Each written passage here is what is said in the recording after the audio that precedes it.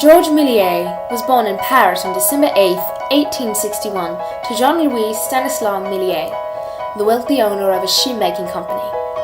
He attended Lycée Michelet until it was bombed, then went to Lycée Louis-le-Grand, often considered one of the most prestigious schools in France. At age 10, Georges Méliès began building cardboard puppet theatres. As he grew older, Méliès continued to develop his craft. By the time he was a teenager, he was making marionettes. In 1880, after Méliès graduated, he worked in the family business and then was sent off to 3 years of military service. When he returned, his father sent him to London to work for a family friend. While in London, he often visited the Egyptian Hall, which was run by John Neville Maskelyne, a famous illusionist. Thus, his love for stage magic begins. When Méliès returned to Paris, he built the theatre Robert Houdin, which previously belonged to a famous magician. Though the theatre had trapdoors, lights, and levers, many of the illusions were out of date, so Méliès made renovations. Over time, Méliès created illusions that brought a different aspect to his theatre. On December 28, 1895, Méliès was in attendance at the Lumiere brothers' first screening of Grand Café. After this inspiration, Méliès bought several films and an animatograph film projector and went to work. Although the Lumiere brothers' films focused more on the world as it is, Méliès wanted to create a world that was new, a different world. Many of his films were similar to his magic shows, containing tricks and incredible events. These effects were really prominent in his film, The Vanishing Lady.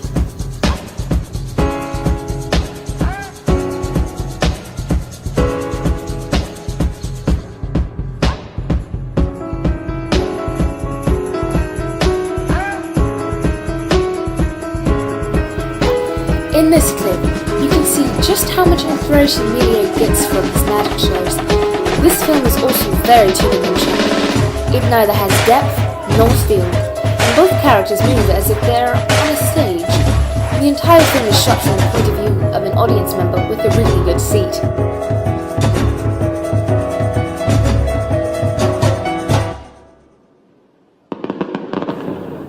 Méliès' editing contributed greatly to his illusions. Without them, his film would fall short.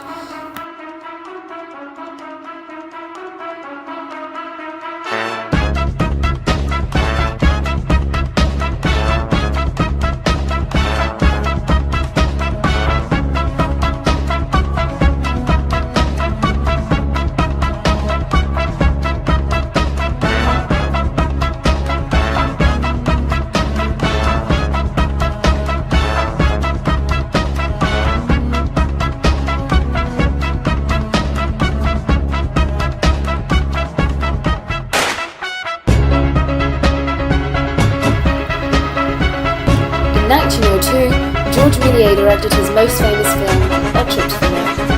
This film is ironically about a group of astronomers who take a trip to the moon. In this film, Méliès really creates and pioneers fictional storytelling through the use of special effects and editing. He creates an entirely new universe using single in-camera effects.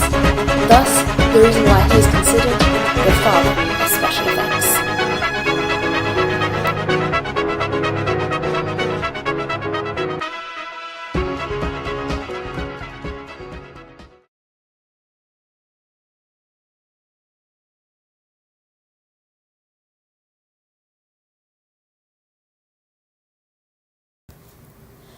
Sir Peter Robert Jackson, a New Zealand director, mirrors many of Méliès' concepts in order to create a heaven-like altarverse in his 2009 movie, The Lovely Bones.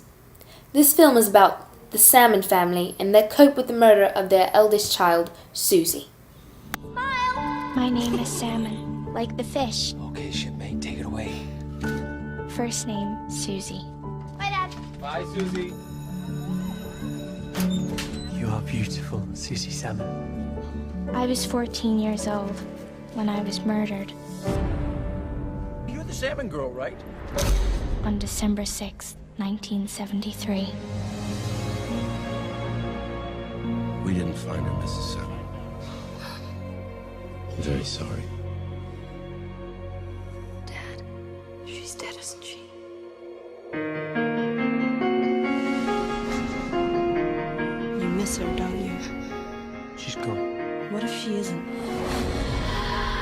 She's still here. Grandma, Susie's in the in-between.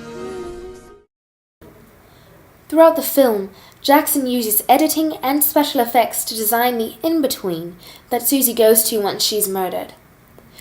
He also goes back and forth between reality and Susie's heaven to show the connection between Susie and her family, especially her father.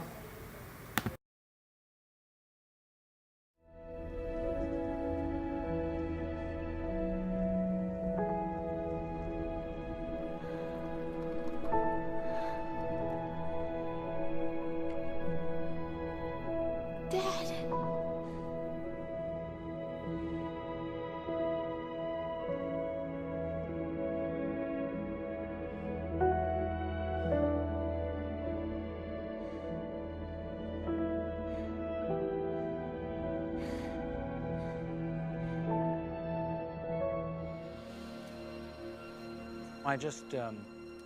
I never got a chance to tell you how sorry I am about your loss.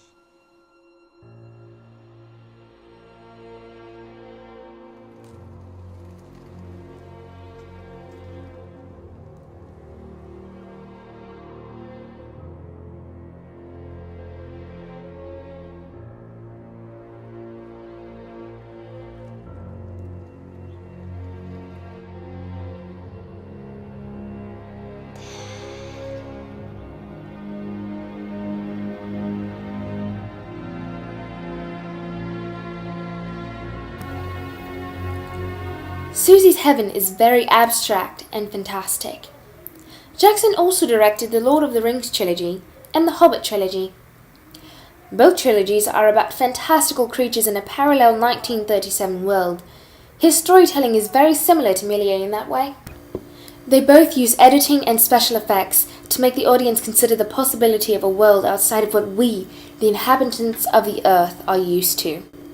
Jackson also uses objects to make connections between the universe we know and the universe we have yet to imagine.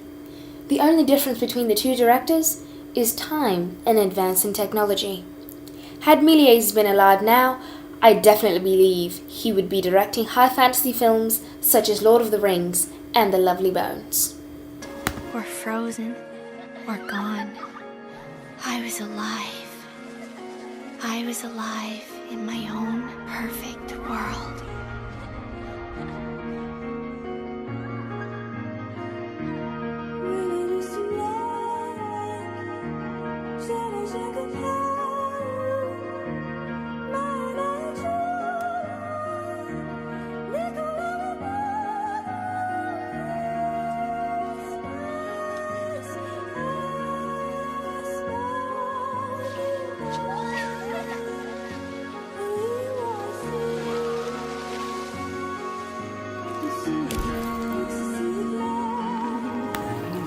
Although George Melies passed in 1938, his legend will continue to grow and thrive through the contemporary fiction and science fiction films.